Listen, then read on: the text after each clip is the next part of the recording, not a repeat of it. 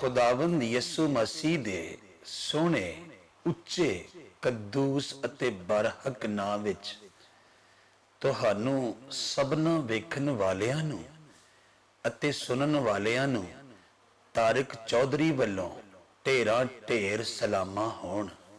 भैणों ते भराओ, इस तो पहलों भई असी अज दे मौजू नू अज दी तमसील दे सहारे लैके अगां टुरीए, लोड़ इस गल दी है भी असी हमेशा वांगू अपने सिरां नू अपने कद्दूस अते बरहक आसमानी अते पाकीज़ा बाप दे अजीमो शान तखत दे सामने चुकाइए, अपनियां झोलियां नू खिलारीए अते उहदे कोलों तौफीक मंगीए भई सानू उहदे सुच्चे उच्चे सच्चे अते पाकीज़ा कलाम दी लोह विच हयाती दी राह उत्ते टुरन दी जाच आ जावे, हयाती दी राह उत्ते टुरन दा चज आ जावे, हयाती दी राह उत्ते टुरन दा तरीका आ जावे अते हयाती दी राह उत्ते टुरन दा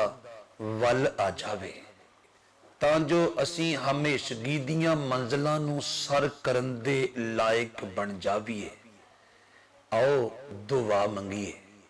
खुदावंद यसु मसीह दे सोहने उच्चे कद्दूस अते बरहक नां दे वसीले विच साडे अजली अते आसमानी बाप, साडे वफादार अते बुजुर्ग बाप, साडे कद्दूस अते बरहक बाप अते साडे पाकीज़ा अते पवित्र बाप, असी दिल दियां डुंगियाइयां तो तैनू मुबारक आखदे हां भई तू सानू अपने वड्डे फजल दे नाल, तू सानू अपनी वड्डी शफकत दे नाल, तू सानू अपनी वड्डी किरपा दे नाल अते तू सानू अपनी वड्डी दया दे नाल अज दे सोहने वेले तीक जिंदियां दी जमीन उत्ते रहन दा एजाज बख्शिया, इस्तहकाक बख्शिया, शरफ बख्शिया अते हक बख्शिया। ऐ साडे आसमानी बाप, असी बड़ी आजजी नाल, बड़ी फरोतनी नाल, बड़ी हलीमी नाल अते बड़ी इनकसारी नाल बेनती करदे हां भई सानू साडियां आखिरी साहां तीक अपने पाकीज़ा कलाम दी लोह विच टुरन दी जाच दस दे, तां जो असी अखीर विच तेरे पुत्र अपने खुदावंद यसु मसीह दी कचहरी विचों हमेशा दी हयाती दा ताज लैण विच कामयाब हो जावीए अते तेरे नाल अते तेरे पुत्र नाल अते तेरेयां पैगंबरां नाल अते तेरेयां रसूलां नाल अते तेरेयां मुकद्दस लोकां नाल हमेशगी विच दाखल होण दे लायक बन जावीए। खुदावंद यसु मसीह दे सोहने उच्चे कद्दूस अते बरहक नां दे वसीले विच ए दुआ मंगदे हां, सुन अते बख्श दे। आमीन। भैणों अते भरावो, मावों अते धीओ, बजुर्गो अते बच्चिओ अते बेलियो अते संगियो, एदे विच कोई शक नहीं भई साडा दौर ला तादाद बरकतां दा अते अनगिनत नेमतां दा दौर है।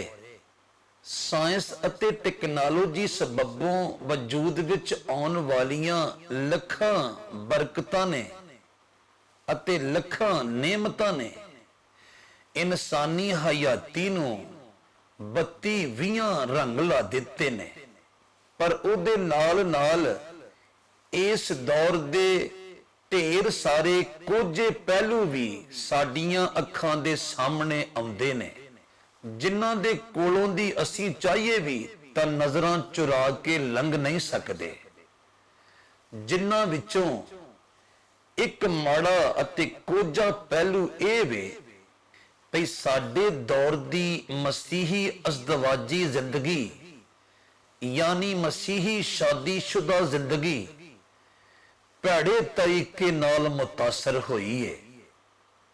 ਸ਼ਾਦੀशुदा ਮਰਦ ਅਤੇ ਔਰਤਾਂ ਆਸਮਾਨੀ ਬਾਪ ਦਿਆਂ ਬੁਨਿਆਦੀ ਅਸੂਲਾਂ ਨੂੰ ਭੁੱਲ ਭੁਲਾ ਕੇ ਆਪਣੀ ਮਨਮਰਜ਼ੀ ਤੇ ਉਤਰ ਆਏ ਨੇ ਅਤੇ ਉਹ ਆਪਣੇ ਆਪਣੇ ਫਰਜ਼ ਨੂੰ ਨਿਭਾਉਣ ਤੋਂ ਇਸ ਹੱਦ ਤੀਕ ਕੰਨੀ ਕਤਰਾਉਂਦੇ ਨੇ ਭਈ ਆਏ ਦਿਨ ਵਿਛੋੜੇ ਪੈਣ ਡਏ ਨੇ, ਆਏ ਦਿਨ ਨਖੇੜੇ ਪੈਣ ਡਏ ਨੇ ਅਤੇ ਆਏ ਦਿਨ ਤਲਾਕਾਂ ਹੋਣ ਡਈਆਂ ਨੇ, ਜਿਹੜਾ ਕਿ ਮਸੀਹੀ ਰੂਹਾਨੀ ਹਯਾਤੀ ਵਾਸਤੇ ਢੇਰ ਮਾੜਾ ਸ਼ਗੂਨ ਹੈ। ਜਦੋਂ ਅਸੀਂ ਬਾਈਬਲ ਮੁਕੱਦਸ ਦੀਆਂ ਸੋਹਣੀਆਂ ਅਤੇ ਸੁਨਹਿਰੀਆਂ ਆਇਤਾਂ ਦੀ ਲੋਅ ਵਿੱਚ ਇਨਸਾਨੀ ਨਸਲ ਦੇ ਮੁੱਢ ਉੱਤੇ ਤਵੱਜੋ ਦੀ ਇੱਕ ਨਿੱਕੀ ਜਿਹੀ ਝਾਤੀ ਪਾਉਂਦੇ ਹਾਂ ਤਾਂ ਸਾਡਾ ਧਿਆਨ ਸਿੱਧਾ ਬਾਗੇ ਅਦਨ ਵਿੱਚ ਜਾਂਦਾ ਹੈ, ਜਿੱਥੇ ਸਾਨੂੰ ਇਸ ਕਾਇਨਾਤ ਦਾ ਸਭ ਤੋਂ ਪਹਿਲਾ ਇਨਸਾਨ ਮਰਦ ਦੀ ਸੂਰਤ ਵਿੱਚ ਆਪਣੇ ਖਾਲਕ ਵੱਲੋਂ ਅਤਾ ਕੀਤੀਆਂ ਜਾਣ ਵਾਲੀਆਂ ਲੱਖਾਂ ਹਜ਼ਾਰਾਂ ਨੇਮਤਾਂ ਸਬਬੋਂ ਅਤੇ ਲੱਖਾਂ ਹਜ਼ਾਰਾਂ ਬਰਕਤਾਂ ਸਬਬੋਂ ਮਜ਼ੇ ਪਿਆ ਲੁੱਟਦਾ ਹੋਇਆ ਅਤੇ ਮੌਜਾਂ ਪਿਆ ਮਾਣਦਾ ਹੋਇਆ ਵਖਾਲੀ ਦਿੰਦਾ ਹੈ, ਕਿਉਂ ਜੇ ਉਹਦੇ ਖਾਲਕ ਨੂੰ ਇਹ ਗੱਲ ਚੰਗੀ ਲੱਗੀ ਭਈ ਉਹਨੂੰ ਆਪਣੀਆਂ ਸਭਨਾ ਤਖਲੀਕਾਰੀਆਂ ਦਾ ਅਤੇ ਆਪਣੀਆਂ ਸਭਨਾ ਸਨਅਤਕਾਰੀਆਂ ਦਾ ਮੁਖਤਾਰ ਮੁਕਰਰ ਕੀਤਾ ਜਾਵੇ। ਪਰ ਜਦੋਂ ਉਸ ਕਦੂਸ ਅਤੇ ਬਰਹਕ ਤਖਲੀਕਾਰ ਨੇ ਵੇਖਿਆ ਭਈ ਉਹਨਾਂ ਅਣਗਿਣਤ ਨਿਯਮਤਾਂ ਅਤੇ ਬਰਕਤਾਂ ਦੇ ਹੁੰਦਿਆਂ ਹੋਇਆਂ ਵੀ, ਉਹਨਾਂ ਲਾਤਦਾਦ ਮੌਜਾਂ ਅਤੇ ਮਸਤੀਆਂ ਦੇ ਹੁੰਦਿਆਂ ਹੋਇਆਂ ਵੀ ਉਹ ਅਕਲਾਪੇ ਦਾ ਸ਼ਿਕਾਰ ਵਖਾਲੀ ਦਿੰਦਾ ਏ, ਜਿਹਦੇ ਸਬਬੋਂ ਉਹ ਬਹੁਤੀ ਵਾਰੀ ਖੋਇਆ ਖੋਇਆ ਅਤੇ ਉਦਾਸ ਉਦਾਸ ਫਿਰਦਾ ਏ। ਅਖੀਰ ਪੈਦਾਇਸ਼ ਦੀ ਕਿਤਾਬ ਦੇ ਦੂਜੇ ਬਾਬ ਦੀ 18ਵੀਂ ਆਇਤ ਵਿੱਚ ਖੁਦਾਵੰਦ ਖੁਦਾ ਨੇ ਆਖਿਆ ਭਈ ਆਦਮ ਦਾ ਇਕੱਲਿਆਂ ਰਹਿਣਾ ਚੰਗਾ ਨਹੀਂ, ਮੈਂ ਉਹਦੇ ਵਾਸਤੇ ਇੱਕ ਮਦਦਗਾਰ ਬਣਾਵਾਂਗਾ ਜਿਹੜਾ ਉਹਦੇ ਹੀ ਵਰਗਾ ਹੋਵੇਗਾ। ਲਓ ਜੀ, ਇਹ ਗੱਲ ਸੋਚ ਕੇ ਉਸ ਕਦੂਸ ਅਤੇ ਬਰਹਕ ਤਖਲੀਕਾਰ ਨੇ ਆਦਮ ਉੱਤੇ ਗਹਿਰੀ ਨੀਂਦਰ ਘੱਲੀ ਅਤੇ ਕਾਇਨਾਤ ਦਾ ਸਭ ਤੋਂ ਪਹਿਲਾ ਆਪਰੇਸ਼ਨ ਕਰਦਿਆਂ ਹੋਇਆਂ ਅਤੇ ਕਾਇਨਾਤ ਦੀ ਸਭ ਤੋਂ ਪਹਿਲੀ ਸਰਜਰੀ ਕਰਦਿਆਂ ਹੋਇਆਂ ਆਦਮ ਦੇ ਬਦਨ ਵਿੱਚੋਂ ਇੱਕ ਪਸਲੀ ਕੱਢੀ ਅਤੇ ਆਪਣੇ ਅਜ਼ੀਮੋ ਸ਼ਾਨ ਤਖਲੀਕਾਰ ਹੋਣ ਦਾ ਸਬੂਤ ਦਿੰਦਿਆਂ ਹੋਇਆਂ ਉਸ ਪਸਲੀ ਵਿੱਚੋਂ ਇੱਕ ਔਰਤ ਇਨਸਾਨ ਨੂੰ ਤਖਲੀਕ ਕੀਤਾ ਅਤੇ ਤੋਹਫੇ ਦੇ ਤੌਰ ਤੇ ਮਰਦ ਇਨਸਾਨ ਦੇ ਹੱਥ ਵਿੱਚ ਉਹਦਾ ਹੱਥ ਫੜਾ ਦਿੱਤਾ। ਇੰਜ ਮਰਦ ਇਨਸਾਨ ਨੂੰ ਆਦਮ ਅਤੇ ਔਰਤ ਇਨਸਾਨ ਨੂੰ ਹਵਾ ਦਾ ਨਾਂ ਦਿੱਤਾ ਗਿਆ। ਹੁਣ ਆਦਮ ਖੁਦਾਵੰਦ ਖੁਦਾ ਦੇ ਹੱਥੋਂ ਉਹ ਤੋਹਫਾ ਵਸੂਲ ਕਰਕੇ ਢੇਰ ਖੁਸ਼ ਹੋਇਆ ਅਤੇ ਖੁਦਾਵੰਦ ਖੁਦਾ ਆਦਮ ਨੂੰ ਖੁਸ਼ ਵੇਖ ਕੇ ਢੇਰ ਖੁਸ਼ ਹੋਇਆ। ਇਸੇ ਹਕੀਕਤ ਦੇ ਤਹਿਤ ਤਾਰੀਖ ਦੇ ਸਭ ਤੋਂ ਸਿਆਣੇ ਬਾਦਸ਼ਾਹ ਨੇ ਯਾਨੀ ਮਰਦੇ ਖੁਦਾ ਸੁਲੇਮਾਨ ਬਾਦਸ਼ਾਹ ਨੇ ਖੁਦਾਵੰਦ ਖੁਦਾ ਦੇ ਪਾਕ ਰੂਹ ਦੀ ਤਹਿਰੀਕ ਦੇ ਨਾਲ ਇਮਸਾਲ ਦੀ ਕਿਤਾਬ ਦੇ 18ਵੇਂ ਬਾਬ ਦੀ 22ਵੀਂ ਆਇਤ ਵਿੱਚ ਇੰਜ ਫਰਮਾਇਆ ਹੈ, ਜਿੰਨੂੰ ਬੀਵੀ ਮਿਲੀ ਉਹਨੂੰ ਤੋਹਫਾ ਮਿਲਿਆ ਅਤੇ ਉਹਦੇ ਉੱਤੇ ਖੁਦਾਵੰਦ ਖੁਦਾ ਦਾ ਫਜ਼ਲ ਹੋਇਆ। ਹੁਣ ਖੁਦਾਵੰਦ ਖੁਦਾ ਉਹਨਾਂ ਦੋਵਾਂ ਨੂੰ 24 ਘੰਟੇ ਇਕੱਠਿਆਂ ਵੇਖਣਾ ਚਾਹੁੰਦਾ ਸੀ ਅਤੇ ਇਸ ਹੱਦ ਤੀਕ ਚਾਹੁੰਦਾ ਸੀ ਤੇ ਜਦੋਂ ਉਹਨਾਂ ਕੋਲੋਂ ਉਹ ਫਲ ਖਾਣ ਦੀ ਭੁੱਲ ਹੋਈ ਜਿਹਦੇ ਖਾਣ ਤੋਂ ਖੁਦਾਵੰਦ ਖੁਦਾ ਨੇ ਉਹਨਾਂ ਨੂੰ ਡੱਕਿਆ ਹੋਇਆ ਸੀ ਅਤੇ ਉਹਨਾਂ ਨੂੰ ਦੇਸ਼ ਨਿਕਾਲਾ ਦੇਣ ਦਾ ਵੇਲਾ ਆਇਆ, ਤਾਂ ਖੁਦਾਵੰਦ ਖੁਦਾ ਨੇ ਸਜ਼ਾ ਦੇ ਤੌਰ ਤੇ ਉਹਨਾਂ ਨੂੰ ਵੱਖਰਾ ਵੱਖਰਾ ਨਹੀਂ ਘੱਲਿਆ, ਸਗੋਂ ਇਕੱਠਿਆਂ ਘੱਲਿਆ, ਤਾਂ ਜੋ ਉਹ ਧਰਤੀ ਉੱਤੇ ਜਿੱਥੇ ਜਾਣ ਇਕੱਠੇ ਜਾਣ। ਤਾਂ ਹੀ ਤਾਂ ਸਿਆਣਿਆਂ ਨੇ ਆਖਿਆ ਏ ਭਈ ਲੜਨ ਵਾਲੀ ਰਾਤ ਆਵੇ ਪਰ ਵਿਛੋੜੇ ਵਾਲੀ ਰਾਤ ਨਾ ਆਵੇ। ਇਸੇ ਸਬਬੋਂ ਮਰਦੇ ਖੁਦਾ ਪਾਲੂਸ ਰਸੂਲ ਕਰੰਥੀਓਂ ਦੀ ਕਲੀਸਿਆ ਦੇ ਨਾਂ ਲਿਖੇ ਹੋਏ ਆਪਣੇ ਪਾਕੀਜ਼ਾ ਅਤੇ ਮੁਕੱਦਸ ਖਤਾਂ ਵਿੱਚੋਂ ਪਹਿਲੇ ਖਤ ਦੇ 7ਵੇਂ ਬਾਬ ਦੀ 4 ਅਤੇ 5ਵੀਂ ਆਇਤ ਵਿੱਚ ਇਸ ਤਰ੍ਹਾਂ ਆਖਦੇ ਨੇ, ਬੀਵੀ ਆਪਣੇ ਬਦਨ ਦੀ ਮੁਖਤਾਰ ਨਹੀਂ ਸਗੋਂ ਉਹਦਾ ਘਰ ਵਾਲਾ ਹੈ, ਅਤੇ ਇਸੇ ਤਰ੍ਹਾਂ ਖਾਮੰਦ ਆਪਣੇ ਬਦਨ ਦਾ ਮੁਖਤਾਰ ਨਹੀਂ ਸਗੋਂ ਉਹਦੀ ਘਰ ਵਾਲੀ ਹੈ। ਤੁਸੀਂ ਇੱਕ ਦੂਜੇ ਤੋਂ ਵੱਖ ਨਾ ਹੋਵੋ, ਪਰ ਜੇ ਕਿਧਰੇ ਵੱਖ ਹੋਣਾ ਵੀ ਪਵੇ ਤਾਂ ਬਹੁਤ ਘੱਟ ਵੇਲੇ ਵਾਸਤੇ ਹੋਵੋ, ਤਾਂ ਜੋ ਤੁਹਾਨੂੰ ਦੁਆ ਕਰਨ ਦੀ ਫੁਰਸਤ ਮਿਲ ਜਾਵੇ ਅਤੇ ਫਿਰ ਇਕੱਠੇ ਹੋ ਜਾਵੋ, ਤਾਂ ਜੋ ਕਿਧਰੇ ਇੰਜ ਨਾ ਹੋਵੇ ਭਈ ਸ਼ੈਤਾਨ ਨਫਸ ਦੇ ਗਲਬੇ ਸਬਬੋਂ ਤੁਹਾਨੂੰ ਕਿਸੇ ਆਜ਼ਮਾਇਸ਼ ਵਿੱਚ ਪਾ ਦੇਵੇ। ਭੈਣੋ ਤੇ ਭਰਾਓ, ਜਦੋਂ ਅਸੀਂ ਤਾਰੀਖ ਦੀਆਂ ਵੱਡਿਆਂ ਵੱਡਿਆਂ ਨਬੀਆਂ ਦੀਆਂ ਹਯਾਤੀਆਂ ਉੱਤੇ ਝਾਤੀ ਪਾਉਂਦੇ ਹਾਂ, ਵੱਡਿਆਂ ਵੱਡਿਆਂ ਪੈਗੰਬਰਾਂ ਦੀਆਂ ਹਯਾਤੀਆਂ ਉੱਤੇ ਝਾਤੀ ਪਾਉਂਦੇ ਹਾਂ, ਵੱਡਿਆਂ ਵੱਡਿਆਂ ਮੁਕੱਦਸਾਂ ਦੀਆਂ ਹਯਾਤੀਆਂ ਉੱਤੇ ਝਾਤੀ ਪਾਉਂਦੇ ਹਾਂ, ਅਤੇ ਵੱਡਿਆਂ ਵੱਡਿਆਂ ਰਾਸਤਬਾਜ਼ਾਂ ਦੀਆਂ ਹਯਾਤੀਆਂ ਉੱਤੇ ਝਾਤੀ ਪਾਉਂਦੇ ਹਾਂ, ਤਾਂ ਸਾਨੂੰ ਪਤਾ ਲੱਗਦਾ ਏ ਵੀ ਉਹਨਾਂ ਵਿੱਚੋਂ ਇੱਕ ਇੱਕ ਦੀ ਬੀਵੀ ਆਪਣੇ ਖਾਮਨ ਦੇ ਮੋਢੇ ਦੇ ਨਾਲ ਮੋਢਾ ਜੋੜ ਕੇ ਰਾਸਤਬਾਜ਼ੀ ਦੀ ਰਾਹ ਉੱਤੇ ਟੁਰਦੀ ਸੀ ਅਤੇ ਕਾਦਰੇ ਮੁਤਲਕ ਦੀਆਂ ਹੁਕਮਾਂ ਨੂੰ ਪੂਰਾ ਕਰਨ ਵਾਸਤੇ ਉਹਦੀ ਮਦਦਗਾਰ ਸਾਬਤ ਹੁੰਦੀ ਸੀ, ਤਾਂ ਜੋ ਉਹ ਦੋਵੇਂ ਕਾਦਰੇ ਮੁਤਲਕ ਦੇ ਹਜ਼ੂਰ ਵਿੱਚ ਬਰਕਤ ਦੇ ਹੱਕਦਾਰ ਕਰਾਰ ਦਿੱਤੇ ਜਾਣ। ਜਿਵੇਂ ਮਰਦੇ ਖੁਦਾ ਇਬਰਾਹਿਮ ਦੀ ਘਰਵਾਲੀ ਬੀਬੀ ਸਾਰਾ ਇਬਰਾਹਿਮ ਦਾ ਆਖਾ ਮੰਨ ਕੇ ਟੁਰਦੀ ਸੀ ਅਤੇ ਇਬਰਾਹਿਮ ਨੂੰ ਖੁਦਾਵੰਦ ਤੀਕ ਆਖਦੀ ਸੀ, ਅਤੇ ਜੇ ਕਿਸੇ ਨਬੀ ਦੀ ਘਰਵਾਲੀ ਨੇ, ਕਿਸੇ ਪੈਗੰਬਰ ਦੀ ਘਰਵਾਲੀ ਨੇ, ਕਿਸੇ ਮੁਕੱਦਸ ਦੀ ਘਰਵਾਲੀ ਨੇ ਜਾਂ ਕਿਸੇ ਰਾਸਤਬਾਜ਼ ਦੀ ਘਰਵਾਲੀ ਨੇ ਆਪਣੇ ਖਾਮਦ ਨਾਲੋਂ ਵੱਖਰੇ ਪਾਸੇ ਝਾਤੀ ਪਾਉਣ ਦੀ ਕੋਸ਼ਿਸ਼ ਕੀਤੀ, ਯਾਨੀ ਕਿਸੇ ਹੋਰ ਸਮਤ ਵਿੱਚ ਚੱਲਣ ਦੀ ਕੋਸ਼ਿਸ਼ ਕੀਤੀ, ਤਾਂ ਉਹ ਇਬਰਤ ਦਾ ਨਿਸ਼ਾਨ ਬਣ ਕੇ ਰਹਿ ਗਈ। ਜਿਵੇਂ ਮਰਦੇ ਖੁਦਾ ਲੂਤ ਦੀ ਬੀਵੀ, ਬਾਈਬਲ ਸਾਨੂੰ ਦੱਸਦੀ ਏ ਤੇ ਜਦੋਂ ਸਦੂਮ ਅਤੇ ਅਮੂਰਾ ਵਿੱਚ ਵਸਣ ਵਾਲਿਆਂ ਲੋਕਾਂ ਦੀਆਂ ਬਦੀਆਂ ਦੀ ਬੋ ਆਸਮਾਨਾਂ ਤੀਕ ਅਪੜੀ, ਤਾਂ ਸਾਰਿਆਂ ਜਹਾਨਾਂ ਦੇ ਖਾਲਕ ਨੇ ਸਦੂਮ ਅਤੇ ਅਮੂਰਾ ਵਿੱਚ ਵਸਣ ਵਾਲਿਆਂ ਲੋਕਾਂ ਨੂੰ ਅੱਗ ਅਤੇ ਗੰਧਕ ਦਾ ਮੀਂਹ ਘੱਲ ਕੇ ਸਾੜ ਕੇ ਸਵਾਹ ਕਰਨ ਦਾ ਫੈਸਲਾ ਕੀਤਾ, ਅਤੇ ਖੁਦਾਵੰਦ ਖੁਦਾ ਨੇ ਮਰਦੇ ਖੁਦਾ ਲੂਤ ਨੂੰ ਅਤੇ ਉਹਦੇ ਖਾਨਦਾਨ ਨੂੰ ਉਹਨਾਂ ਆਬਾਦੀਆਂ ਵਿੱਚੋਂ ਨਿਕਲਣ ਦਾ ਹੁਕਮ ਦਿੱਤਾ ਅਤੇ ਆਖਿਆ ਭਈ ਤੂੰ ਅਤੇ ਤੇਰੇ ਘਰਾਣੇ ਦੇ ਕਿਸੇ ਜੀ ਨੇ ਪਿੱਛੇ ਪਰਤ ਕੇ ਨਹੀਂ ਵੇਖਣਾ। ਜੇ ਤੁਹਾਡੇ ਵਿੱਚੋਂ ਕਿਸੇ ਨੇ ਪਰਤ ਕੇ ਵੇਖਣ ਦੀ ਕੋਸ਼ਿਸ਼ ਕੀਤੀ ਤਾਂ ਉਹ ਇਹਨਾਂ ਆਬਾਦੀਆਂ ਦੇ ਲੋਕਾਂ ਦੇ ਨਾਲ ਹੀ ਕਾਦਰੇ ਮੁਤਲਕ ਦੇ ਗਜ਼ਬ ਅਤੇ ਕਹਿਰ ਦਾ ਸ਼ਿਕਾਰ ਹੋ ਜਾਵੇਗਾ। ਬਾਈਬਲ ਸਾਨੂੰ ਦੱਸਦੀ ਏ ਭਈ ਮਰਦੇ ਖੁਦਾ ਲੂਤ ਦੀ ਘਰਵਾਲੀ ਨੇ ਆਪਣੇ ਖਾਮਨ ਦੇ ਨਾਲ ਅਗਾਂਹ ਵਧਣ ਦੀ ਬਜਾਏ ਪਰਤ ਕੇ ਵੇਖਣ ਦੀ ਕੋਸ਼ਿਸ਼ ਕੀਤੀ ਅਤੇ ਉਸੇ ਵੇਲੇ ਲੂਣ ਦਾ ਥੰਮ ਬਣ ਗਈ ਅਤੇ ਆਉਣ ਵਾਲਿਆਂ ਰਾਸਤਬਾਜ਼ਾਂ ਵਾਸਤੇ ਅਤੇ ਆਉਣ ਵਾਲਿਆਂ ਮੁਕੱਦਸਾਂ ਵਾਸਤੇ ਇਬਰਤ ਦਾ ਨਿਸ਼ਾਨ ਬਣ ਗਈ।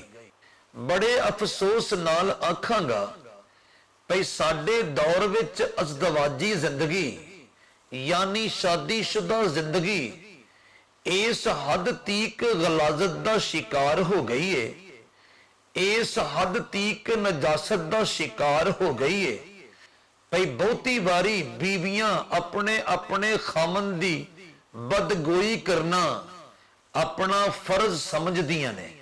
ਆਪਣੇ ਆਪਣੇ ਖਾਮਨ ਦੀ ਐਬ ਜੋਈ ਕਰਨਾ ਆਪਣਾ ਫਰਜ਼ ਸਮਝਦੀਆਂ ਨੇ। ਆਪਣੇ ਆਪਣੇ ਖਾਮਨ ਦੇ ਕੀੜੇ ਕੱਢਣਾ ਆਪਣਾ ਫਰਜ਼ ਸਮਝਦੀਆਂ ਨੇ।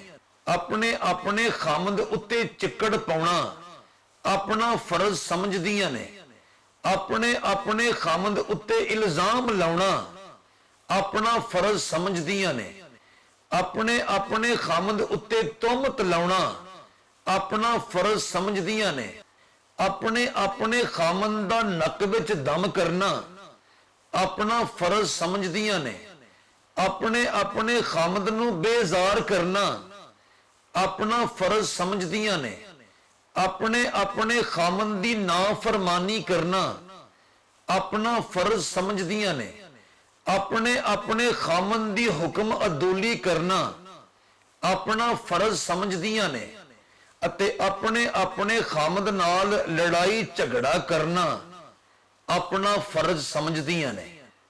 ਨਹੀਂ ਭਾਈ, ਰਾਸਤਬਾਜ਼ ਬੀਬੀ ਨੂੰ ਆਪਣੇ ਖਾਮਨ ਦੀ ਹੁਕਮ ਅਦੂਲੀ ਨਹੀਂ ਜਚਦੀ, ਆਪਣੇ ਖਾਮਨ ਦੀ ਨਾਫਰਮਾਨੀ ਨਹੀਂ ਜਚਦੀ, ਆਪਣੇ ਖਾਮਨ ਦੀ ਬਦਗੋਈ ਨਹੀਂ ਜਚਦੀ, ਆਪਣੇ ਖਾਮਨ ਦੀ ਐਬ ਜੋਈ ਨਹੀਂ ਜਚਦੀ ਅਤੇ ਆਪਣੇ ਖਾਮਦ ਨਾਲ ਲੜਾਈ ਝਗੜਾ ਨਹੀਂ ਜਚਦਾ।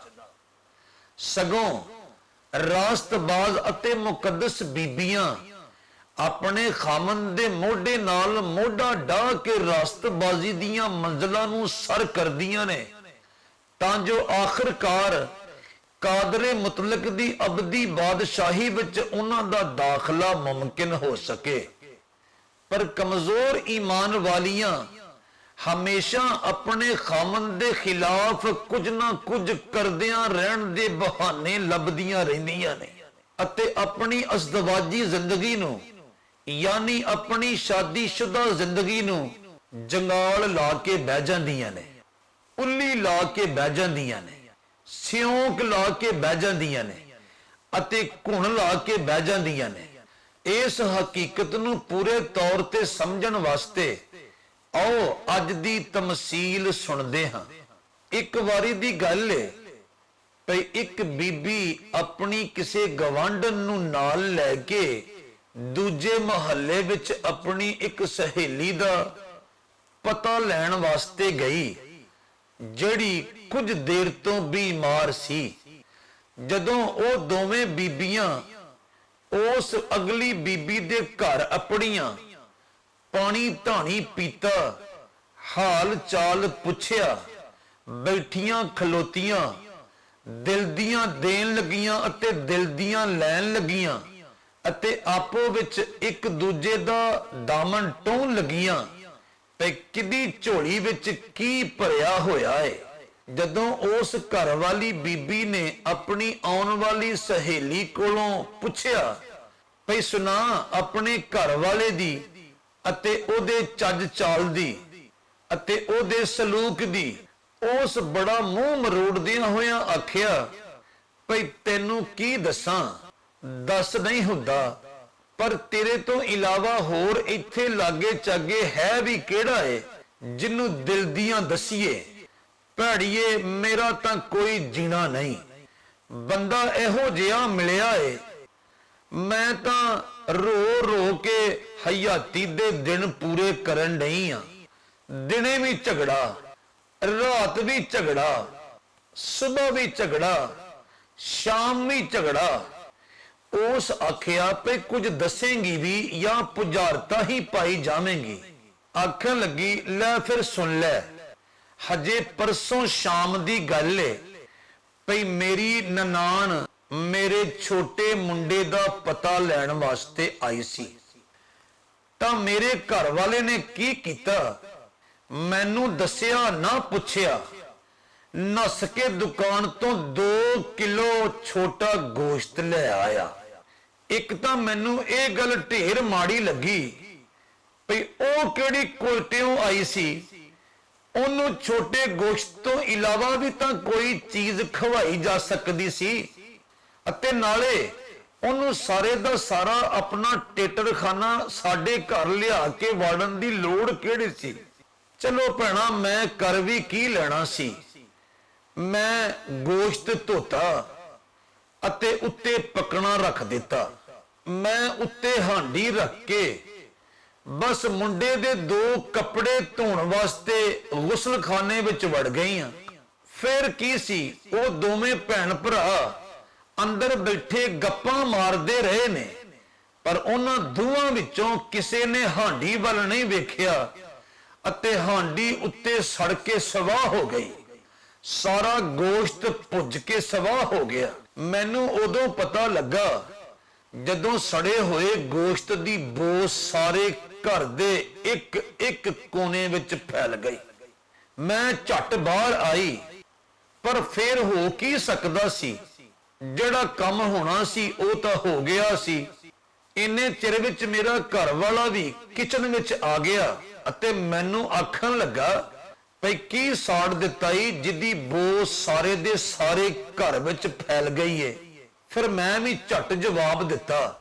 ਮੈਂ ਆਖਿਆ, ਭਈ ਹੁਣ ਤੇਰੀਆਂ ਬੜੀਆਂ ਅੱਖਾਂ ਉਗੜੀਆਂ ਨੇ ਜਦੋਂ ਗੋਸ਼ਤ ਸੜ ਕੇ ਸਵਾਹ ਹੋ ਗਿਆ ਏ। ਲੈ ਭੈਣਾ, ਮੈਂ ਬਸ ਇੰਨੀ ਗੱਲ ਆਖ ਬੈਠੀ। ਲੱਗ ਪਿਆ ਮੇਰਿਆਂ ਅਗਲਿਆਂ ਪਿਛਲਿਆਂ ਨੂੰ ਪੁੰਨਣ, ਲੱਗ ਪਿਆ ਮੈਨੂੰ ਮਾੜਾ ਚੰਗਾ ਆਖਣ। ਉੱਤੋਂ ਸ਼ਾਮ ਤਾਂ ਹੋ ਹੀ ਗਈ ਸੀ, ਕਿਸੇ ਹੋਰ ਖਾਣ ਪੀਣ ਵਾਲੀ ਚੀਜ਼ ਦਾ ਲੱਭਣਾ ਵੀ ਨਾਮੁਮਕਿਨ ਸੀ। ਲੈ ਫੇਰ ਕੀ ਸੀ, ਮੇਰੀ ਨਨਾਣ ਅਤੇ ਉਹਦਾ ਸਾਰੇ ਦਾ ਸਾਰਾ ਟੇਟਰਖਾਨਾ ਭੁੱਖਾ ਹੀ ਸੁੱਤਾ। ਮੇਰੇ ਘਰ ਵਾਲਾ ਭੈਣਾ ਸਾਰੀ ਰਾਤ ਬੁੜਬੁੜ ਕਰਦਾ ਰਿਹਾ ਅਤੇ ਇਸ ਹੱਦ ਤੀਕ ਨਾਰਾਜ਼ ਹੋਇਆ ਭਈ ਸਵੇਰੇ ਭੁੱਖਾ ਹੀ ਕੰਮ ਤੇ ਗਿਆ ਤੇ ਉਦਣ ਦਾ ਮੇਰੇ ਨਾਲ ਬੋਲਦਾ ਨਹੀਂ ਹੋ। ਭਲਾ ਇਹਦੇ ਵਿੱਚ ਨਾਰਾਜ਼ ਹੋਣ ਵਾਲੀ ਕੋਈ ਗੱਲ ਹੈ ਵੇ? ਇਹਦੇ ਵਿੱਚ ਖਫਾ ਹੋਣ ਵਾਲੀ ਕੋਈ ਗੱਲ ਹੈ ਵੇ? ਅਤੇ ਇਹਦੇ ਵਿੱਚ ਲੜਾਈ ਕਰਨ ਵਾਲੀ ਕੋਈ ਗੱਲ ਹੈ ਵੇ? ਪਰ ਉਹ ਅਜਿਹਾ ਕਪੱਤਾ ਆਦਮੀ ਹੈ ਭਈ ਲੜਾਈ ਦੇ ਬਹਾਨੇ ਲੱਭਦਾ ਰਹਿੰਦਾ ਹੈ। ਮੈਂ 100 ਵਾਰੀ ਆਖ ਬੈਠੀ ਹਾਂ ਭਈ ਜੇ 2 ਕਿਲੋ ਗੋਸ਼ਤ ਸੜੀ ਗਿਆ ਏ ਤਾਂ ਹੋ ਕੀ ਗਿਆ ਏ। ਜੇ ਤੇਰੀ ਭੈਣ ਨੂੰ ਅਤੇ ਉਹਦੇ ਟੇਟਰਖਾਨੇ ਨੂੰ ਰਾਤ ਭੁੱਖਿਆਂ ਸੌਣਾ ਹੀ ਪੈ ਗਿਆ ਏ ਤਾਂ ਕੀ ਹਨੇਰ ਆ ਗਿਆ ਏ। ਪਰ ਉਹਦਾ ਗੁੱਸਾ ਏ ਭਈ ਮੁੱਕਣ ਦਾ ਨਾਂ ਹੀ ਨਹੀਂ ਲੈਂਦਾ। ਤੂੰ ਆਪ ਦੱਸ, ਇਹਦੇ ਵਿੱਚ ਮੇਰਾ ਕੋਈ ਕਸੂਰ ਹੈ ਵੇ? ਘਰ ਵਾਲੀ ਨੇ ਇੱਕ ਲੰਮੀ ਸਾਰੀ ਹਾਂ ਭਰ ਕੇ ਆਖਿਆ, ਭਈ ਕਿਹੜੀਆਂ ਗੱਲਾਂ ਕਰਨੀ ਏ, ਬੰਦੇ ਤਾਂ ਖਬਰੇ ਹੁੰਦੇ ਹੀ ਇਸ ਤਰ੍ਹਾਂ ਦੇ ਨੇ। ਆ ਮੇਰੇ ਘਰ ਵਾਲੇ ਦੀ ਸੁਣ ਲੈ, ਪੂਰਾ ਹਫਤਾ ਹੋ ਗਿਆ ਏ ਭਈ ਮੁੰਡੇ ਨੂੰ ਖੁਰਕ ਪਈ ਏ। ਮੈਂ ਰੋਜ਼ ਆਖਦੀ ਹਾਂ ਭਈ ਸ਼ਾਮ ਨੂੰ ਕੰਮ ਤੋਂ ਛੇਤੀ ਆ ਜਾਵੀਂ ਅਤੇ ਆ ਕੇ ਮੁੰਡੇ ਨੂੰ ਖੁਰਕ ਦੀ ਦਵਾਈ ਲਿਆ ਕੇ ਦੇਵੀਂ। ਹਾਂ ਆਖ ਕੇ ਟੁਰ ਜਾਂਦਾ ਏ। ਸ਼ਾਮ ਨੂੰ ਹਰ ਰੋਜ਼ ਕਵੇਲੇ ਆਉਂਦਾ ਏ। ਜਦੋਂ ਪੁੱਛਣੀ ਆ ਭਈ ਛੇਤੀ ਕਿਉਂ ਨਹੀਂ ਆਇਆ ਅਤੇ ਰੰਗ ਦੇ ਬਹਾਨੇ ਲਾਉਂਦਾ ਏ। ਅੱਜ ਦਫ਼ਤਰ ਵਿੱਚ ਫਲਾਣਾ ਕੰਮ ਪੈ ਗਿਆ ਏ, ਅੱਜ ਦਫ਼ਤਰ ਵਿੱਚ ਫਲਾਣਾ ਕੰਮ ਪੈ ਗਿਆ ਏ। ਉਸ ਪ੍ਰਾਹੁਣੀ ਬੀਬੀ ਨੇ ਉਹਦੀ ਗੱਲ ਕੱਟਦਿਆਂ ਹੋਇਆਂ ਆਖਿਆ, ਭਈ ਡਾਕਟਰ ਦੀ ਦੁਕਾਨ ਕਿਤੇ ਦਰਾਡੀ ਏ। ਉਸ ਆਖਿਆ, ਭਈ ਦਰਾਡੀ ਤਾਂ ਨਹੀਂ ਹੈ, ਤਾਂ ਆਪਣੀ ਗਲੀ ਦੀ ਨੁੱਕਰ ਉੱਤੇ ਹੀ ਏ। ਪਰ ਮੈਂ ਕਦੀ ਡਾਕਟਰ ਦੀ ਦੁਕਾਨ ਉੱਤੇ ਗਈ ਹੋਵਾਂ ਤਾਂ ਹੈ ਨਾ। ਮੈਂ ਬੜਾ ਹੋਇਆ ਤਾਂ ਕਦੀ ਬਿਊਟੀ ਪਾਰਲਰ ਵਾਲੀ ਦੁਕਾਨ ਉੱਤੇ ਟੁਰ ਜਾਂਦੀ ਹਾਂ। ਡਾਕਟਰਾਂ ਕੋਲ ਮੈਂ ਕਦੀ ਨਹੀਂ ਗਈ। ਲਓ ਅਖੀਰ ਜਦੋਂ ਪਰਸੋਂ ਸ਼ਾਮੀ ਮੈਂ ਬਹੁਤਾ ਕਪੱਤ ਪਾਇਆ ਅਤੇ ਆਖਣ ਲੱਗਾ, ਭਈ ਗਲੀ ਦੀ ਨੁੱਕਰ ਉੱਤੇ ਤਾਂ ਡਾਕਟਰ ਦੀ ਦੁਕਾਨ ਏ, ਤੂੰ ਜਾ ਕੇ ਮੁੰਡੇ ਨੂੰ ਆਪ ਦਵਾਈ ਨਹੀਂ ਲਿਆ ਕੇ ਦੇ ਸਕਦੀ? ਮੈਂ ਆਖਿਆ, ਆ ਤੇਰਾ ਮੁੰਡਾ ਅਤੇ ਆ ਤੇਰਾ ਘਰ, ਮੇਰੇ ਵੱਲੋਂ ਦਵਾਈ ਲਿਆ ਅਤੇ ਭਾਵੇਂ ਨਾ ਲਿਆ, ਮਰ ਤੂੰ ਅਤੇ ਨਾਲੇ ਤੇਰਾ ਮੁੰਡਾ। ਮੈਂ ਜਦੋਂ 5-7 ਸੁਣਾਈਆਂ ਨਾ ਤਾਂ ਕੱਲ ਸ਼ਾਮੀ ਡਰਦਾ ਮਾਰਾ ਸਵਖਤੇ ਘਰ ਆ ਗਿਆ ਅਤੇ ਮੁੰਡੇ ਨੂੰ ਫੜਿਆ ਅਤੇ ਕਾਲੀ ਕਾਲੀ ਡਾਕਟਰ ਦੀ ਦੁਕਾਨ ਉੱਤੇ ਲੈ ਗਿਆ। ਦੋ ਸ਼ੀਸ਼ੀਆਂ ਵਿੱਚ ਦਵਾਈ ਲਿਆ ਕੇ ਮੇਰੇ ਹੱਥ ਬੜੇ ਹੈਸਾਨੀਆਂ ਵਾਂਗੂ ਫੜਾਈ ਅਤੇ ਨਹਾਉਣ ਵੜ ਗਿਆ। ਮੈਨੂੰ ਬਸ ਇੱਕ ਦੋ ਵਾਰੀ ਦੱਸਿਆ ਸੂ ਵੀ ਐਸ ਸ਼ੀਸ਼ੀ ਵਿੱਚੋਂ ਪਿਆਉਣੀ ਏ ਅਤੇ ਐਸ ਸ਼ੀਸ਼ੀ ਵਿੱਚੋਂ ਪਿੰਡੇ ਉੱਤੇ ਮਲਣੀ ਏ। ਲੈ ਮੈਂ ਭੈਣਾ ਬਸ ਇੰਨੀ ਕੁ ਗਲਤੀ ਕਰ ਬੈਠੀ ਆ ਵੀ ਜਿਹੜੀ ਦਵਾਈ ਪਿਆਉਣੀ ਸੀ ਉਹ ਪਿੰਡੇ ਉੱਤੇ ਮਲ ਦਿੱਤੀ ਅਤੇ ਜਿਹੜੀ ਪਿੰਡੇ ਉੱਤੇ ਮਲਣੀ ਸੀ ਉਹ ਮੁੰਡੇ ਨੂੰ ਪਿਆ ਦਿੱਤੀ।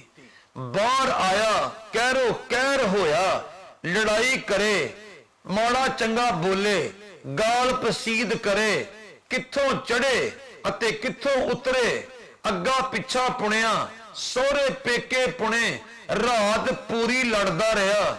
ਦੱਸੋ ਭੈਣਾ ਇਹਦੇ ਵਿੱਚ ਮੇਰਾ ਕੋਈ ਕਸੂਰ ਹੈ ਵੇ? ਫਿਰ ਮੈਂ ਵੀ ਅੱਗੋਂ ਜੁਟ ਪਈ ਅਤੇ ਮੈਂ ਵੀ ਸੱਚੀਆਂ ਸੱਚੀਆਂ ਸੁਣਾਈਆਂ। ਫਿਰ ਬੜੀਆਂ ਮਰਚਾਂ ਲੱਗੀਆਂ, ਕੱਲ ਦਾ ਮੇਰੇ ਨਾਲ ਨਹੀਂ ਬੋਲਦਾ ਅਤੇ ਮੈਂ ਵੀ ਆਖਿਆ ਖਾ ਖਸਮਾਂ ਨੂੰ ਜੇ ਨਹੀਂ ਬੋਲਦਾ ਅਤੇ ਮੈਂ ਵੀ ਤੈਨੂੰ ਬੁਲਾਉਣ ਦੀ ਕਿਹੜੀ ਭੁੱਖੀ ਬੈਠੀ ਆ। ਇੰਨੇ ਵਿੱਚ ਤੀਜੀ ਬੋਲੀ, ਆਖਣ ਲੱਗੀ ਭਈ ਤੁਹਾਡਾ ਦੋਵਾਂ ਦਾ ਤਾਂ ਦੁੱਖ ਕੋਈ ਦੁੱਖ ਹੀ ਨਹੀਂ।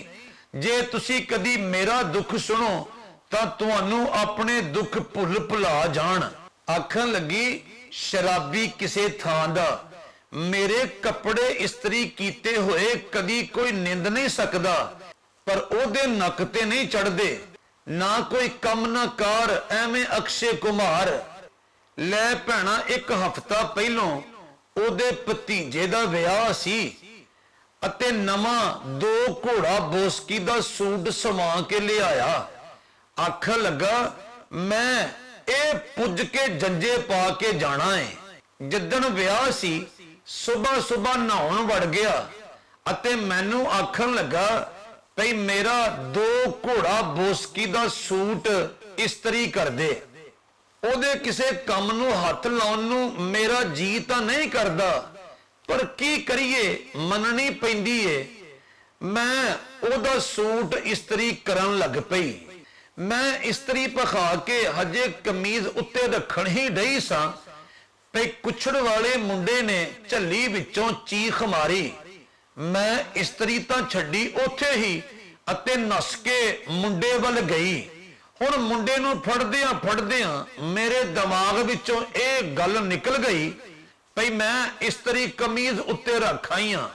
ਜਦੋਂ ਮੈਂ ਪਰਤ ਕੇ ਗਈ ਉਹਨੇ ਚਿਰ ਵਿੱਚ ਕਮੀਜ਼ ਸਾਰੇ ਦਾ ਸਾਰਾ ਲੂਸ ਗਿਆ ਸੀ। ਲੈ ਭੈਣਾ ਜਦੋਂ ਨਹਾ ਕੇ ਬਾਹਰ ਆਇਆ ਤਾਂ ਆਉਂਦਿਆਂ ਸਾਰੀ ਲੜਨਾ ਸ਼ੁਰੂ ਕਰ ਦਿੱਤਾ। ਇੰਨਾ ਲੜਿਆ ਭਈ ਮੈਂ ਤੁਹਾਨੂੰ ਕੀ ਦੱਸਾਂ। ਮੈਂ ਬਥੇਰਾ ਸਮਝਾਵਾਂ ਭਈ ਕੁਝ ਸ਼ਰਮ ਕਰ, ਘਰ ਵਿਆਹ ਏ, ਭੈਣਾ ਭਰਾ ਸਭੇ ਇਕੱਠੇ ਹੋਏ ਨੇ, ਅੰਗ ਸਾਕ ਸਭੇ ਇਕੱਠੇ ਹੋਏ ਨੇ, ਉਹ ਕੀ ਆਖਣਗੇ। ਪਰ ਉਹਦੀ ਲੜਾਈ ਮੁੱਕਣ ਵਿੱਚ ਕਿੱਥੇ ਆਵੇ। ਅਖੀਰ ਹੋਣਾ ਕੀ ਸੀ, ਉਹ ਗੱਲ ਹੋਈ ਜਿਹੜੀ ਮੈਂ ਆਖਦੀ ਸਾਂ ਭਈ ਪੁਰਾਣੇ ਕੱਪੜੇ ਪਾ ਪੂ ਕੇ ਭਤੀਜੇ ਦਾ ਵਿਆਹ ਵੇਖ ਲੈ। ਫਿਰ ਪੁਰਾਣੇ ਕੱਪੜੇ ਹੀ ਪਾ ਕੇ ਭਤੀਜੇ ਦੀ ਜੰਜੇ ਗਿਆ ਤੇ ਕਿੰਨੇ ਦਿਨ ਤੀਕ ਮੇਰੇ ਨਾਲ ਬੋਲਿਆ ਨਾ। ਮੈਂ ਵੀ ਆਖਿਆ ਨਹੀਂ ਬੋਲਦਾ ਤਾਂ ਨਾ ਬੋਲ, ਮੈਂ ਵੀ ਤੇਰੇ ਜਿਹਾਂ ਨੂੰ ਮੂੰਹ ਲਾ ਕੇ ਰਾਜ਼ੀ ਨਹੀਂ। ਹੁਣ ਭੈਣਾ ਤੁਸੀਂ ਆਪ ਦੱਸੋ ਭਈ ਇਹਦੇ ਵਿੱਚ ਮੇਰਾ ਕੋਈ ਕਸੂਰ ਹੈ ਵੇ। ਉਹਨਾਂ ਦੋਵਾਂ ਨੇ ਇਨਕਾਰ ਵਿੱਚ ਸਿਰ ਹਿਲਾਉਂਦਿਆਂ ਹੋਇਆਂ ਆਖਿਆ ਨਹੀਂ ਭੈਣਾ ਤੇਰਾ ਕੋਈ ਕਸੂਰ ਨਹੀਂ, ਜਿਵੇਂ ਸਾਡਾ ਕੋਈ ਕਸੂਰ ਨਹੀਂ। ਭੈਣੋ ਤੇ ਭਰਾਓ ਇਹ ਗੱਲਾਂ ਠੀਕ ਨਹੀਂ, ਇਹ ਤਰੀਕੇ ਠੀਕ ਨਹੀਂ। ਕਿਉਂ ਜੇ ਇਹਨਾਂ ਤਰੀਕਿਆਂ ਨਾਲ ਘਰ ਨਹੀਂ ਵਸਦੇ, ਇਹਨਾਂ ਤਰੀਕਿਆਂ ਨਾਲ ਰਸਤਬਾਜ਼ੀ ਦੀ ਰਾਹ ਉੱਤੇ ਨਹੀਂ ਟੁਰਿਆ ਜਾਂਦਾ, ਇਹਨਾਂ ਤਰੀਕਿਆਂ ਨਾਲ ਕਾਦਰੇ ਮੁਤਲਕ ਨੂੰ ਖੁਸ਼ ਨਹੀਂ ਕੀਤਾ ਜਾਂਦਾ। ਨਹੀਂ ਭਾਈ, ਬਾਈਬਲ ਮੁਕੱਦਸ ਦੀ ਤਾਲੀਮ ਇਹ ਨਹੀਂ। ਬਾਈਬਲ ਮੁਕੱਦਸ ਦੇ ਜ਼ਿੰਦਾ ਖੁਦਾ ਨੇ ਤਾਂ, ਬਾਈਬਲ ਮੁਕੱਦਸ ਦੇ ਹਕੀਕੀ ਖੁਦਾ ਨੇ ਤਾਂ, ਬਾਈਬਲ ਮੁਕੱਦਸ ਦੇ ਹਤਮੀ ਖੁਦਾ ਨੇ ਤਾਂ, ਬਾਈਬਲ ਮੁਕੱਦਸ ਦੇ ਲਾ ਤਬਦੀਲ ਖੁਦਾ ਨੇ ਤਾਂ, ਬਾਈਬਲ ਮੁਕੱਦਸ ਦੇ ਹਮੇਸ਼ਾ ਤੀਕ ਕਾਇਮ ਅਤੇ ਦਾਇਮ ਰਹਿਣ ਵਾਲੇ ਖੁਦਾ ਨੇ ਤਾਂ बीवी ਨੂੰ ਉਹਦੇ ਖਾਮਦ ਵਾਸਤੇ ਤੋਹਫਾ ਪੈਦਾ ਕੀਤਾ ਹੈ, ਮਦਦਗਾਰ ਪੈਦਾ ਕੀਤਾ ਹੈ। ਪਰ ਜੇ ਬੀਵੀ ਆਪਣੇ ਖਾਮਦ ਵਾਸਤੇ ਮੁਸੀਬਤ ਦਾ ਬਾਇਸ ਹੋਵੇ, ਮੁਸ਼ਕਲ ਦਾ ਬਾਇਸ ਹੋਵੇ, ਉਲਝਣ ਦਾ ਬਾਇਸ ਹੋਵੇ, ਤਾਂ ਤੁਸੀਂ ਦੱਸੋ ਭਈ ਅਜ਼ਦਵਾਜੀ ਜ਼ਿੰਦਗੀ ਯਾਨੀ ਸ਼ਾਦੀशुदा ਜ਼ਿੰਦਗੀ ਕਾਦਰੇ ਮੁਤਲਕ ਦਿਆਂ ਅਸੂਲਾਂ ਵਿੱਚ ਕਿਵੇਂ ਢਲ ਸਕਦੀ ਏ? ਕਾਦਰੇ ਮੁਤਲਕ ਦਿਆਂ ਕਾਨੂੰਨਾਂ ਵਿੱਚ ਕਿਵੇਂ ਢਲ ਸਕਦੀ ਏ? ਕਾਦਰੇ ਮੁਤਲਕ ਦਿਆਂ ਫਾਰਮੂਲਿਆਂ ਵਿੱਚ ਕਿਵੇਂ ਢਲ ਸਕਦੀ ਏ? ਅਤੇ ਕਾਦਰੇ ਮੁਤਲਕ ਦਿਆਂ ਮਫਰੂਜ਼ਿਆਂ ਵਿੱਚ ਕਿਵੇਂ ਢਲ ਸਕਦੀ ਏ? ਅਤੇ ਜਦੋਂ ਅਜ਼ਦਵਾਜੀ ਜ਼ਿੰਦਗੀ ਯਾਨੀ ਸ਼ਾਦੀशुदा ਜ਼ਿੰਦਗੀ ਇੰਤਸ਼ਾਰ ਅਤੇ ਵਿਗਾੜ ਦਾ ਸ਼ਿਕਾਰ ਹੋਵੇਗੀ, ਜਿਹੜੀ ਕਿ ਮਸੀਹੀ ਮੁਆਸ਼ਰੇ ਦੀ ਬੁਨਿਆਦ ਹੈ, ਮਸੀਹੀ ਮੁਆਸ਼ਰੇ ਦਾ ਮੁੱਢ ਹੈ, ਤਾਂ ਮਸੀਹੀ ਮੁਆਸ਼ਰਾ ਅਬਦੀ ਰਾਹਾਂ ਉੱਤੇ ਕਿਵੇਂ ਟੁਰੇਗਾ? ਯਾਨੀ ਸਾਰੇ ਦਾ ਸਾਰਾ ਮਸੀਹੀ ਮੁਆਸ਼ਰਾ ਅੱਗ ਅਤੇ ਗੰਦਕ ਦੀ ਭੱਠੀ ਵੱਲ ਮੂੰਹ ਕਰ ਲਵੇਗਾ। ਨਹੀਂ ਭਾਈ, ਇੱਕ ਮਸੀਹੀ ਬੀਵੀ ਵਾਸਤੇ ਬਾਈਬਲ ਮੁਕੱਦਸ ਨੇ ਬੜੇ ਸੋਹਣੇ ਅਸੂਲ ਵਜ਼ਾ ਕੀਤੇ ਨੇ। ਬਾਈਬਲ ਮੁਕੱਦਸ ਦੇ ਖੁਦਾ ਨੇ ਇੱਕ ਮਸੀਹੀ ਬੀਵੀ ਵਾਸਤੇ ਬੜੇ ਸੋਹਣੇ ਕਾਨੂੰਨ ਦੱਸੇ ਨੇ।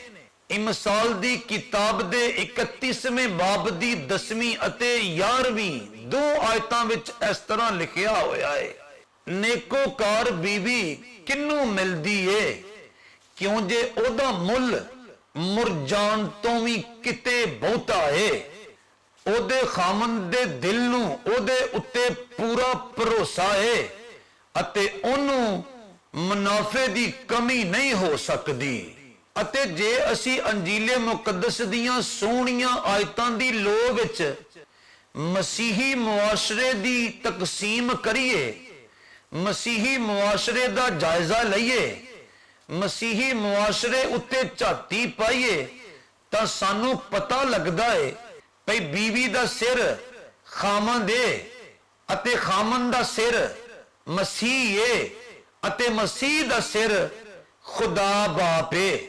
ਜੇ ਅਸੀਂ ਅੰਜੀਲੀ ਹਵਾਲੇ ਨਾਲ ਇੱਕ ਮੁਕੱਦਸ ਅਤੇ ਮਸੀਹੀ ਬੀਵੀ ਦੇ ਫਰਜ਼ਾਂ ਨੂੰ ਵੇਖੀਏ ਤਾਂ ਸਾਨੂੰ ਪਤਾ ਲੱਗੇਗਾ ਭਈ ਇੱਕ ਮਸੀਹੀ ਅਤੇ ਮੁਕੱਦਸ ਬੀਵੀ ਨੂੰ ਇਸ ਗੱਲ ਦੀ ਡਾਢੀ ਲੋੜ ਹੈ ਭਈ ਉਹ ਹਰ ਮੁਆਮਲੇ ਵਿੱਚ ਆਪਣੇ ਖਾਮਨ ਦੀ ਤਾਬਿਆਦਾਰ ਹੋਵੇ, ਆਪਣੇ ਖਾਮਨ ਦੀ ਫਰਮਾ ਬਰਦਾਰ ਹੋਵੇ ਅਤੇ ਆਪਣੇ ਖਾਮਨ ਦੀ ਮਦਦਗਾਰ ਹੋਵੇ, ਤਾਂ ਜੋ ਉਹ ਦੋਵੇਂ ਆਸਮਾਨੀ ਖੁਦਾ ਦਿਆਂ ਕਾਨੂੰਨਾਂ ਨੂੰ ਪੂਰੀਆਂ ਕਰਦਿਆਂ ਹੋਇਆਂ ਆਸਮਾਨੀ ਅਤੇ ਹਮੇਸ਼ਾ ਦੀ ਹਯਾਤੀ ਵੱਲ ਵਧਦੇ ਜਾਣ ਅਤੇ ਆਪਣੀਆਂ ਆਉਣ ਵਾਲੀਆਂ ਪੀੜ੍ਹੀਆਂ ਨੂੰ, ਆਪਣੀਆਂ ਆਉਣ ਵਾਲੀਆਂ ਨਸਲਾਂ ਨੂੰ ਅਤੇ ਆਪਣੀਆਂ ਆਉਣ ਵਾਲੀਆਂ ਪੁਸ਼ਤਾਂ ਨੂੰ ਆਸਮਾਨੀ ਖੁਦਾ ਦੇ ਕਲਾਮ ਦੀ ਲੋਅ ਵਿੱਚ ਟੁਰਨ ਦੀ ਜਾਚ ਦੱਸਣ ਦੇ ਲਾਇਕ ਹੋ ਸਕਣ।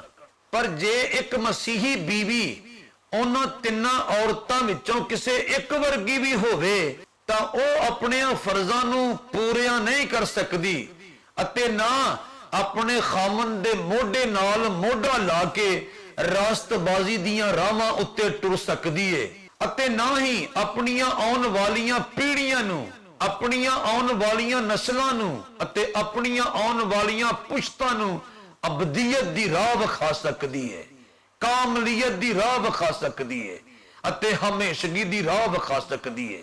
ਇੱਕ ਮਸੀਹੀ ਅਤੇ ਮੁਕੱਦਸ ਬੀਵੀ ਨੂੰ ਅਜਿਹੀ ਨਾਦਾਨ ਅਤੇ ਬੇਵਕੂਫ ਬੀਵੀ ਨਹੀਂ ਹੋਣਾ ਚਾਹੀਦਾ, ਅਜਿਹੀ ਸੁਸਤ ਅਤੇ ਬੇਸੁਰਤੀ ਬੀਵੀ ਨਹੀਂ ਹੋਣਾ ਚਾਹੀਦਾ ਭਈ ਉਹਦੇ ਘਰ ਪ੍ਰਾਹੁਣੇ ਆਏ ਹੋਣ ਅਤੇ ਉਹਦੀ ਹਾਂਡੀ ਉੱਤੇ ਸੜ ਜਾਵੇ ਅਤੇ ਉਹ ਉਸ ਹਾਂਡੀ ਨੂੰ ਸੰਭਾਲਣ ਦੀ ਬਜਾਏ ਆਪਣੀ ਗਲਤੀ ਤੀਕ ਮੰਨਣ ਵਾਸਤੇ ਤਿਆਰ ਨਾ ਹੋਵੇ, ਸਗੋਂ ਸਾਰੇ ਦਾ ਸਾਰਾ ਇਲਜ਼ਾਮ ਆਪਣੇ ਖਾਮਦ ਨੂੰ ਦੇ ਕੇ ਮੁਤਮਇਨ ਹੋ ਜਾਵੇ ਅਤੇ ਨਾ ਹੀ ਉਹਨੂੰ ਅਜਿਹੀ ਬੇਵਕੂਫ ਅਤੇ ਬੇਸੁਰਤੀ ਬੀਵੀ ਹੋਣਾ ਚਾਹੀਦਾ ਹੈ ਜਿਹਨੂੰ ਇਸ ਗੱਲ ਦੀ ਕਦਰੋਂ ਕੀਮਤ ਦਾ ਪਤਾ ਨਾ ਹੋਵੇ ਭਈ ਮੇਰੇ ਖਾਮਦ ਨੇ ਜਿਹੜੀ ਦਵਾਈ ਆਂਦੀ ਏ ਮੈਂ ਆਪਣੇ ਪੁੱਤਰ ਦੇ ਪਿੰਡੇ ਉੱਤੇ ਕਿਹੜੀ ਸ਼ੀਸ਼ੀ ਵਿੱਚੋਂ ਲਾਉਣੀ ਏ ਅਤੇ ਆਪਣੇ ਪੁੱਤਰ ਨੂੰ ਕਿਹੜੀ ਸ਼ੀਸ਼ੀ ਵਿੱਚੋਂ ਪਿਆਉਣੀ ਏ, ਅਤੇ ਨਾ ਹੀ ਮਸੀਹੀ ਅਤੇ ਮੁਕੱਦਸ ਬੀਵੀ ਨੂੰ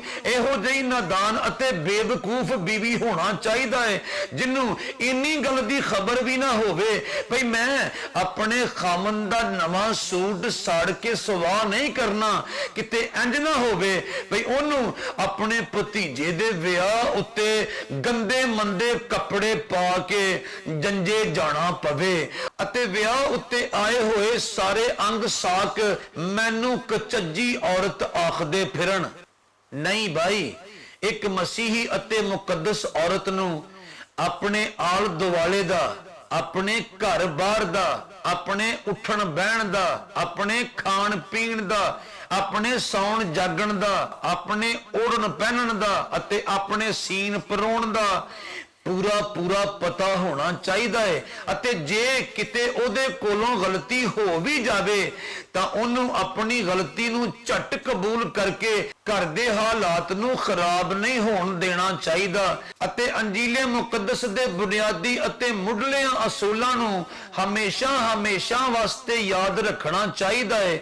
ਜਿਵੇਂ ਜਨਾਬੇ ਪਤਰਸ ਰਸੂਲ ਆਪਣੇ ਲਿਖੇ ਹੋਏ ਪਾਕੀਜ਼ਾ ਖਤਾਂ ਵਿੱਚੋਂ ਪਹਿਲੇ ਖਤ ਦੇ ਤੀਜੇ ਬਾਬ ਦੀ ਪਹਿਲੀ ਆਇਤ ਤੋਂ ਲੈ ਕੇ 6ਵੀਂ ਆਇਤ ਤੀਕ ਦੇ ਹਵਾਲੇ ਵਿੱਚ ਆਖਦੇ ਨੇ ਭਈ ਐ ਬੀਵੀਓ ਤੁਸੀਂ ਵੀ ਆਪਣੇ ਖਾਮਨ ਦੇ ਤਾਬਿਆ ਰਹੋ ਤਾਂ ਜੋ ਜੇ ਉਹਨਾਂ ਵਿੱਚੋਂ ਬਾਜ਼ੇ ਖੁਦਾ ਦੇ ਕਲਾਮ ਨੂੰ ਨਾ ਵੀ ਮੰਨਦੇ ਹੋਣ ਤਾਂ ਵੀ ਉਹ ਤੁਹਾਡੇ ਪਾਕੀਜ਼ਾ ਉੱਠਣ ਬਹਿਣ ਤੋਂ ਅਤੇ ਤੁਹਾਡੀ ਖੁਦਾ ਖੌਫੀ ਤੋਂ ਮੁਤਾਸਰ ਹੋ ਕੇ ਖੁਦਾ ਦੇ ਕੋਲ ਆ ਜਾਣ ਅਤੇ ਤੁਹਾਡਾ ਹਾਰ ਸ਼ਿੰਗਾਰ ਜ਼ਾਹਰੀ ਨਹੀਂ ਹੋਣਾ ਚਾਹੀਦਾ ਜਿਵੇਂ ਕਿ ਵਾਲ ਬਣਾਉਣਾ, ਟੂੰਬਾਂ ਪਾਉਣਾ ਅਤੇ ਰੰਗ ਦੇ ਲੀੜੇ ਪਾਉਣਾ। ਸਗੋਂ ਤੁਹਾਡੀ ਬਾਤਨੀ ਅਤੇ ਅੰਦਰੂਨੀ ਇਨਸਾਨੀਅਤ ਅਜਿਹੀ ਹਲੀਮੀ ਦੇ ਨਾਲ ਅਤੇ ਮਿਜ਼ਾਜ ਦੀ ਗੁਰਬਤ ਦੇ ਅਜਿਹੇ ਮੇਕਅਪ ਦੇ ਨਾਲ ਸਜੀ ਧਜੀ ਹੋਣੀ ਚਾਹੀਦੀ ਏ ਜਿਹੜਾ ਕਦੀ ਮਿਟ ਨਹੀਂ ਸਕਦਾ। ਕਿਉਂ ਜੇ ਖੁਦਾ ਦੇ ਨਜ਼ਦੀਕ ਇਹੋ ਜਿਹੇ ਮੇਕਅਪ ਦਾ ਬੜਾ ਮੁੱਲ ਏ ਅਤੇ ਗੁਜ਼ਰਿਆਂ ਵੇਲਿਆਂ ਵਿੱਚ ਖੁਦਾ ਉੱਤੇ ਭਰੋਸਾ ਰੱਖਣ ਵਾਲੀਆਂ ਮੁਕੱਦਸ ਬੀਬੀਆਂ ਆਪਣੇ ਆਪ ਨੂੰ ਇਸੇ ਤਰ੍ਹਾਂ ਸਵਾਰਦੀਆਂ ਸਨ ਅਤੇ ਆਪਣੇ ਖਾਮਨ ਦੇ ਤਾਬਿਆ ਰਹਿੰਦੀਆਂ ਸਨ। ਮਰਦੇ ਖੁਦਾ ਇਬਰਾਹਿਮ ਦੀ ਘਰਵਾਲੀ ਬੀਬੀ ਸਾਰਾ ਇਬਰਾਹਿਮ ਦਾ ਆਖਾ ਮੰਨ ਕੇ ਟੁਰਦੀ ਸੀ, ਸਗੋਂ ਉਹਨਾਂ ਨੂੰ ਖੁਦਾਵੰਦ ਆਖ ਕੇ ਪੁਕਾਰਦੀ ਸੀ। ਹੁਣ ਰਹੀ ਗੱਲ ਇਹ ਭਈ ਜੇ ਇੱਕ ਮਸੀਹੀ ਅਤੇ ਮੁਕੱਦਸ ਬੀਵੀ ਆਪਣੇ ਮਸੀਹੀ ਖਾਮਨ ਦੀ ਤਾਬਿਆਦਾਰ ਹੋਵੇ ਵੀ ਤਾਂ ਉਹਦੀ ਤਾਬਿਆਦਾਰੀ ਦੀਆਂ ਹੱਦਾਂ ਕਿੱਥੋਂ ਤੀਕ ਹੋਣੀਆਂ ਚਾਹੀਦੀਆਂ ਨੇ। ਇਹਦੀ ਬਾਬਤ ਜਨਾਬੇ ਪਲੂਸ ਰਸੂਲ ਪਾਕ ਰੂਹ ਦੀ ਤਹਿਰੀਕ ਦੇ ਨਾਲ ਇਫਸੀਓਂ ਦੀ ਕਲੀਸਿਆ ਦੇ ਨਾਂ ਲਿਖੇ ਹੋਏ ਆਪਣੇ ਪਾਕੀਜ਼ਾ ਖਤ ਦੇ 5ਵੇਂ ਬਾਬ ਦੀ 24ਵੀਂ ਆਇਤ ਵਿੱਚ ਇਸ ਤਰ੍ਹਾਂ ਫਰਮਾਉਂਦੇ ਨੇ, ਪਰ ਜਿਵੇਂ ਕਲੀਸਿਆ ਯਿਸੂ ਮਸੀਹ ਦੇ ਤਾਬਿਆ ਹੈ ਉਸੇ ਤਰੀਕੇ ਨਾਲ ਮਸੀਹੀ ਬੀਵੀਆਂ ਨੂੰ ਵੀ ਚਾਹੀਦਾ ਹੈ ਭਈ ਉਹ ਹਰ ਗੱਲ ਵਿੱਚ ਆਪਣੇ ਖਾਮਨ ਦੇ ਤਾਬਿਆ ਰਹਿਣ। ਭੈਣੋ ਤੇ ਭਰਾਓ, ਸਾਡੇ ਆਸਮਾਨੀ ਅਤੇ ਪਾਕੀਜ਼ਾ ਬਾਪ ਦੀ ਇਹ ਮਰਜ਼ੀ ਏ ਭਈ ਹਰ ਇੱਕ ਮਸੀਹੀ ਅਤੇ ਮੁਕੱਦਸ ਬੀਵੀ ਆਪਣੇ ਖਾਮਨ ਵਾਸਤੇ ਆਸਮਾਨੀ ਬਾਪ ਦਾ ਇੱਕ ਤੋਹਫਾ ਬਣ ਕੇ ਰਵੇ, ਆਪਣੇ ਖਾਮਨ ਵਾਸਤੇ ਮਦਦਗਾਰ ਬਣ ਕੇ ਰਵੇ, ਉਹਦੇ ਵਾਸਤੇ ਉਲਝਣ ਦਾ ਬਾਇਸ ਨਾ ਬਣੇ, ਉਹਦੇ ਵਾਸਤੇ ਮੁਸ਼ਕਲ ਦਾ ਬਾਇਸ ਨਾ ਬਣੇ ਅਤੇ ਉਹਦੇ ਵਾਸਤੇ ਘਾਟੇ ਦਾ ਬਾਇਸ ਨਾ ਬਣੇ। ਸਗੋਂ ਹਰ ਇੱਕ ਗੱਲ ਵਿੱਚ ਆਪਣੇ ਖਾਮਨ ਦੀ ਤਾਬਿਆਦਾਰ ਬਣ ਕੇ ਰਵੇ ਤਾਂ ਜੋ ਜੇ ਕਿਸੇ ਗੱਲ ਵਿੱਚ ਉਹਦਾ ਖਾਮਦ ਖੁਦਾ ਦੇ ਕਲਾਮ ਦੇ ਮੁਤਾਬਕ ਨਾ ਵੀ ਚੱਲਣ ਵਾਲਾ ਹੋਵੇ ਤਾਂ ਉਹਦੇ ਰਵੱਈਏ ਨੂੰ ਵੇਖ ਕੇ ਕਾਦਰੇ ਮੁਤਲਕ ਖੁਦਾ ਦੇ ਕਦਮੀ ਡਿੱਗ ਪਵੇ ਅਤੇ ਰਾਸਤਬਾਜ਼ੀ ਦੀਆਂ ਰਾਹਾਂ ਉੱਤੇ ਤੁਰਨਾ ਸ਼ੁਰੂ ਕਰ ਦੇਵੇ। ਪਰ ਜੇ ਕੋਈ ਬੀਵੀ ਆਪਣੇ ਖਾਮਨ ਦੇ ਨਾਲ ਉਹ ਸਲੂਕ ਕਰਦੀ ਹੋਵੇ ਜਿਵੇਂ ਉਹਨਾਂ ਤਿੰਨਾਂ ਔਰਤਾਂ ਨੇ ਆਪਣੇ ਆਪਣੇ ਖਾਮਨ ਦੇ ਨਾਲ ਕੀਤਾ, ਤਾਂ ਤੁਸੀਂ ਦੱਸੋ ਭਈ ਰੂਹਾਨੀ ਮਸੀਹੀ ਜ਼ਿੰਦਗੀ ਬੁਰੀ ਤਰ੍ਹਾਂ ਇੰਤਸ਼ਾਰ ਅਤੇ ਵਿਗਾੜ ਦਾ ਸ਼ਿਕਾਰ ਹੋਵੇਗੀ ਕਿ ਨਹੀਂ ਹੋਵੇਗੀ? ਸਗੋਂ ਉਹ ਗੱਲ ਵੀ ਹੋਵੇਗੀ ਜਿਹੜੀ ਸਿਆਣਿਆਂ ਨੇ ਆਖੀ ਭਈ ਕਦੀ ਤੇ ਪੇਕੇ ਜਾ ਨਹੀਂ ਬੇਗਮ, ਆਵੇ ਸੁਖ ਦਾ ਸਾਹ ਨਹੀਂ ਬੇਗਮ। ਖੁਦਾਵੰਦ ਤੁਹਾਨੂੰ ਸਾਰਿਆਂ ਨੂੰ ਇਸ ਕਲਾਮ ਦੇ ਵਸੀਲੇ ਨਾਲ ਬਰਕਤ ਦੇਵੇ। ਆਮੀਨ।